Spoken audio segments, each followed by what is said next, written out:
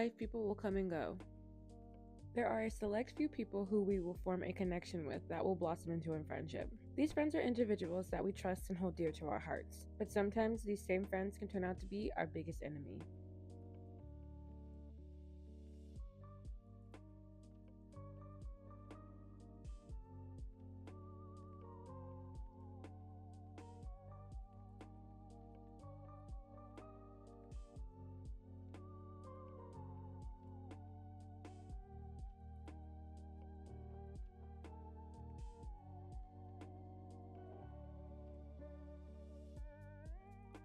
A pickup truck driving along US 81 pulled over and called 911 at 5:53 a.m. on September 4, 2023, when they discovered a body on the side of the road. A semi-truck would also turn around and return to the scene after discovering the body, and they would also call 911. The body would be identified as Noah Presgrove, who was 19 at the time and was discovered wearing nothing but shoes. Noah Presgrove had just been celebrating with his friends hours before. They were celebrating the 22nd birthday of Avery Jo Combs. Her family owned a very large amount of property in Terrio, Oklahoma, and she was hosting her birthday party there. And throughout the weekend, 40 plus people showed up, coming and going throughout the entire weekend. The party would be posted heavily through Snapchat, and a lot of the locals would witness the drunken teens' antics and hijacks throughout the weekend without realizing that these were the last moments of Noah Presgrove's life. When the partygoers were asked about Noah's death, they all stated that they had no idea how Noah died, and some of them were even unsure if they were even awake during the time that Noah died. Through Snapchat videos and friends' versions of events, they stated that this is what happened the night of Noah's death. Everyone was at the party drinking, and at one point, some of Noah's friends, including Avery, would write their names in permanent marker on his bare butt Saturday night. Noah and his best friend Jack Newton would get into an argument after Noah was not fond of Jack being huddled up in the corner with his girlfriend, Carter Combs, which is Avery's sister, during the party. Jack stated that they argued about girls for a moment, but then they ended up holding each other and crying, telling each other how much they meant to one another. Sunday night involved more drunken hijinks. Noah could be seen only wearing black shorts in one of the videos from that night. Noah could be seen insisting that Brian hit him across the face. Brian would be seen eventually giving in, slapping Noah lightly across the face before running away from fear of retaliation. The more concerning part about this video is that there appeared to be a teen holding a rifle in the background. Later that night, Noah would get into a fight with a friend named Mickey after Mickey claimed that Noah had taken his phone. Noah's family would state that Mickey fish-hooked Noah and out of retaliation got his finger bitten. Though the people at the party state that the altercation never got physical and they would eventually find Mickey's phone underneath a friend who was sleeping on the couch, and Noah and Mickey would make up. The slap video would be posted at 1:42 a.m. and according to those who were watching it in real time, was the last thing posted for about 2 hours. During that time, there is a universally agreed upon story by Noah's friends that involved Noah Presgrove in an ATV accident. One of the girls who was there, named Stephanie Milan, would state that he got into an ATV accident and he flipped it, but then was hanging out the house later on. She states that he had flipped it on its side, but they ended up getting it back up to its upright position. Investigators state that when the ATV accident occurred varies depending on who you're talking to. Some people say midnight and some people say as early as 3 a.m. Jack Newton, who owned a Polaris Ranger side-by-side, stated that it had to have happened after he went to bed around 1:50 in the morning. Jack claimed to go to bed early that night because he was going fishing that morning on Lake Rorica, about 30 minutes north, with his father. I took my keys out of my side-by-side and apparently Noah came in my room and grabbed them while I was asleep. Though the time of the ATV accident is still inconsistent, Noah being the driver of the ATV when it got into that accident is genuinely agreed upon.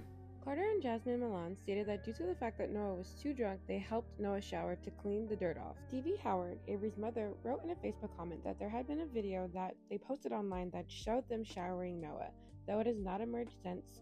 But from those who saw the video, they claim that Noah was barely responsive. They state that Noah was dirtied from the fall, but he wasn't seriously injured.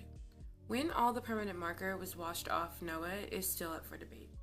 After showering, Noah would put on a new pair of shorts, which were described as white. He would put these shorts on without underwear. Jack would later describe them as loose-fitting wrestling shorts. Noah would then ask Avery if he could sleep in her bed, and that would result in an argument when Avery refused and told him to sleep on the floor. Jack explained that she told Noah that he couldn't sleep in her bed because he had messed with her friend the night before. Stephanie states on her Snapchat that he walked off to clear his head, but he wasn't mad. There was no beef. I don't know why he got mad. No one had beef. The time Noah left the party is unclear. According to friends, it was somewhere between 3:15 a.m. to 3:30 a.m. Noah Presgrove would be discovered the very next morning. He would be discovered naked, laying on the side of the road with only a pair of shoes on. His shorts had fallen off and they were discovered in the middle of the road. On one foot he had his Adidas slip-ons, and on the other foot he had a Hey Dude branded slip-on. Noah's friends explained his mismatched shoes on the fact that Noah couldn't find his other shoe, so he impulsively put on one he found around the house.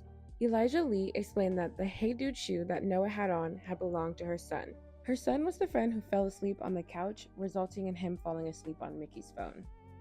The shoes shown on the photo are my son's, and on his feet. He had just had an ACL and a meniscus surgery and was wearing a pink knee brace, as seen in the Snapchat video provided by the OPH. One of those shoes sits on the shelf in my son's closet, and the other was found on Noah. When my son went to sleep in this chair that evening, he kicked off his shoes and went to sleep. When he was awoken by the sounds of his friends stating Noah was gone, he found his shoe was missing. Jack Newton would be awake getting ready for his fishing trip with his dad that day when he would be informed that his best friend Noah Presgrove was missing. Jack states that, I figured he had gotten a ride or something. Noah's done that before, gotten mad and left. He's not one that you have to worry about. I wasn't really thinking about it. Noah's friends all stated that Noah had a tendency to wander off during social gatherings, and that night he did the same thing and they didn't think anything of it. Caleb Newton, Jack's father, would get a text from his son around 5:53 a.m. the morning of September 4th, 2023. Jack would text his dad, letting him know that he was on his way to the lake. Coincidentally, it was the same time that the 911 operator would get a call about the discovery of a body.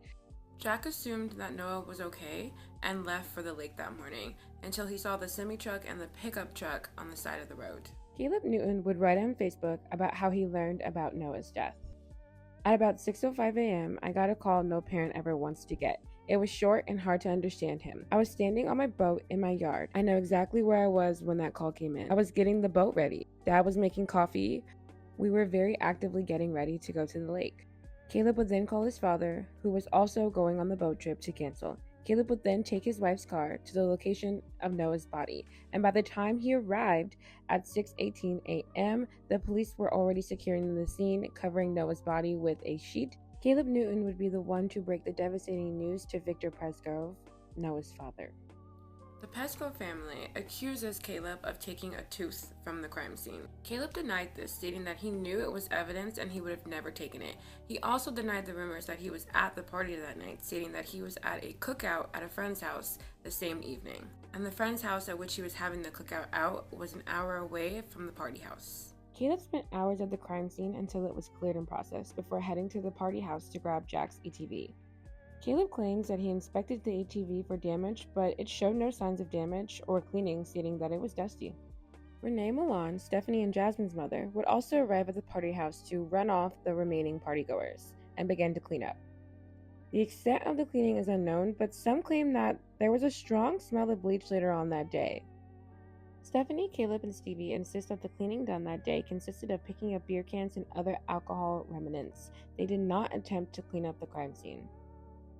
Stevie wrote on Facebook, "It wasn't like that. It was a bunch of sitting around and crying. And I think people were just trying to stay busy. By people, I mean parents, because we didn't know what to do.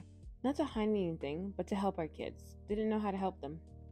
Caleb would then take the guns from the party house, take them to his house, and then eventually distribute all the guns back to their rightful owners. Whether the police investigated the party house is up for debate. The Presgrove family states that the Oklahoma Highway Patrol stated that due to the fact that there was no evidence that anything occurred at the house, that they couldn't get a warrant to search it.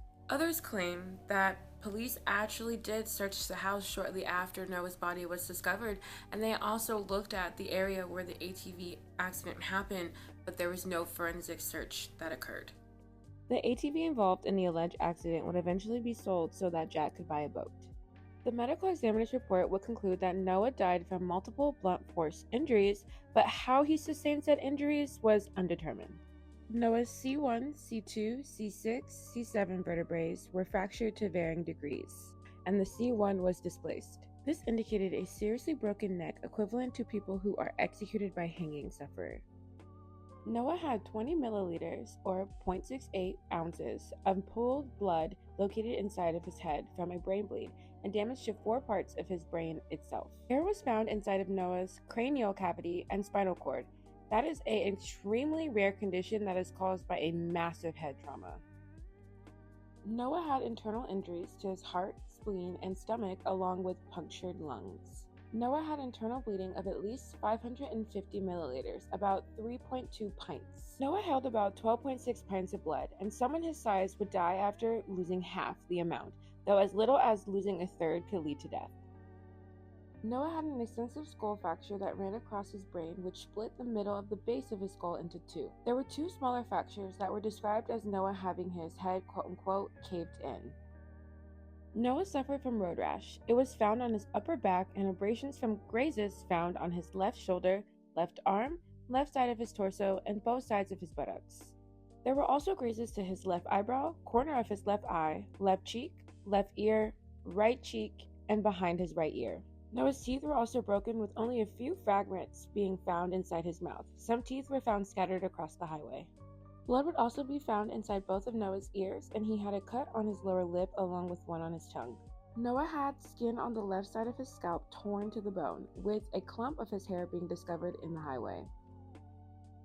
Noah's shoulder blades were both fractured. He also suffered from 10 rib fractures on the upper part of his back, and on his upper to middle back of his spine, he suffered from 9 vertebrae fractures.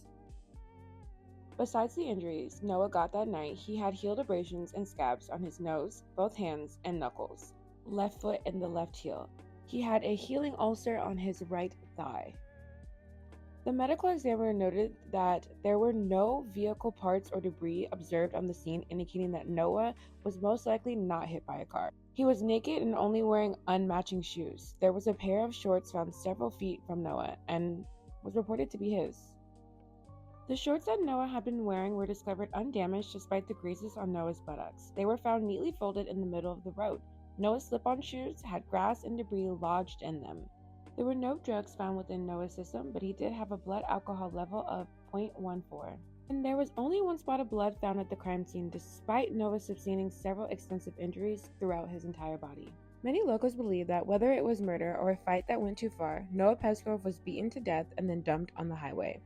Investigators would deem Noah's death as suspicious, but they weren't investigating his death as a murder, but they would not rule out manslaughter. Suspicion has fallen on the friends of Noah Presgrove because all of them claim to have no idea how Noah died, but insist that none of them would hurt him. Jack believes that Noah was either hit in the back of the head by a passing truck's mirror, or fell or was pushed out of a pickup truck. There was another group of teens at the party that night that were nicknamed the Texas Boys, who were friends of friends but not known to the core group. I'm 50-50 between a semi-truck and the Texas Boys. Maybe Noah asked them for a ride or something, but even if something happened with them, it was accidental. But man, I just can't see any kids accidentally killing someone and not calling for help. They were good kids too. If that's what happened, they could have called and tried to get help for him. They did not know Noah, so they wouldn't have had any beef with him. The theory that Noah was struck in the back of the head by a truck mirror was dismissed by medical examiners, stating that it did not explain the extensive damage to his torso. They believed that there would have been more damage to his head if he would have been struck by an object like that. The theory that he fell from a moving truck is more plausible, they said, but they brought in a specialist that stated that there would have been more damage, most likely, to his legs if he would have fallen out of a moving vehicle. Jack would continue to state that he believed that Noah's body had not been moved from another location as a cover-up and that he died where he was discovered. Everyone was saying that he was moved after he died. It's impossible. I've seen it with my own eyes. The spot on the road where the back of his head hit the ground. There was a tooth found there, and his necklace was all destroyed there. Noah's family claimed that Noah's clothing, including an American flag shirt that he wore to the party that he would eventually take off due to the summer heat, were being distributed by Caleb to the partygoers as a memento after the police examined them. Caleb would immediately deny this baseless rumor. Jasmine Malone would post on Snapchat at 3:41 a.m. with a caption that stated, "Well, Noah is missing." Jasmine took to Facebook to defend herself. "I just want to make something clear. I posted this picture not knowing that the worst was going to happen, not knowing Noah would never come back. It was normal for Noah to wander off. Nobody thought he wouldn't be back. So don't even think for a second just because I posted that means that I know what happened to him. Because I'm just as clueless as everyone else. I'm sick of it. Noah was my friend and I loved him so much. It hurts that people could even think that any of us could even have done anything to hurt him. We all loved Noah. Someone is really out there thinking that they got away with murder because y'all are blaming us for something that we didn't do." Jack would tell a friend that those who were still awake at the time would eventually go search for Noah, but they weren't concerned for his safety. Noah's family state that they have seen a video that has not yet emerged of Avery and Carter yelling at each other on their porch discussing Noah walking off. Many months have gone by since the death of Noah, with little to no leads being exposed. It's possible that, again, police do have leads but are not expressing that to the public. But because of that, it has grown restless amongst many locals that are there, and also on top of that, nationwide. There are several different Facebook groups that have emerged, and in those Facebook groups, they just constantly go back and forth, talking all day about the mystery and the details of the case. Many of these people in these groups blame the partygoers and their families, accusing them of covering up what actually happened to Noah Presgrove that night. Robin Smith would express that she had full faith that the investigators were doing their best and dismissed any of the rumors that they were being paid off as ridiculous. Noah's family states that in order to maintain the integrity of the investigation, that the Oklahoma Highway Patrol has kept them in the dark and refused to give them details. Noah's family expressed their dissatisfaction in all of Noah's friends who were there that night at the party, stating that they had no idea how Noah ended up dead and on the side of the road just mere hours after seeing him. Madison Rollins, Noah's sister, expressed, "The longer you keep the truth inside, the guiltier you become. You could aid in getting justice for Noah. You could do the right thing and may receive mercy that was not given to him. But the longer you sit in silence, the worse it becomes for you. I hope those involved see that we are not budging and the silence fuels our desire to know more. I miss Noah daily. This is the hardest chapter of my life, but I am thankful that I have family that will not give up on each other." Deborah Smith, Noah's grandmother, addressed Noah's friends to tell the whole story of what happened the night Noah died. "When you think you have friends that you trust with all your heart, and then here it comes. Sorry, Noah, that some of your true friends stabbed you in the back. A piece of my heart is missing, and every day that goes by and Noah doesn't walk through the door and still no answer just takes another piece of my heart." Robin Smith pleaded with anybody that had information on what happened to at least tell the police so the family could get some answers. And that is the end of today's video. Today's video is definitely a tough one. I do think that some of the worst ones out there are the ones where you genuinely believe that the people that are by your side have your back, and then you realize a little bit too late that they don't, and no one deserves that, and Noah did not deserve this. And so I just really hope that there's answers to his death and answers to how he did end up naked on the side of the road with such bad injuries. And so hopefully Noah's family can get justice, and so can Noah. And until next time, don't forget to like, comment, and subscribe. And without further ado, be safe, Earthlings. Peace out.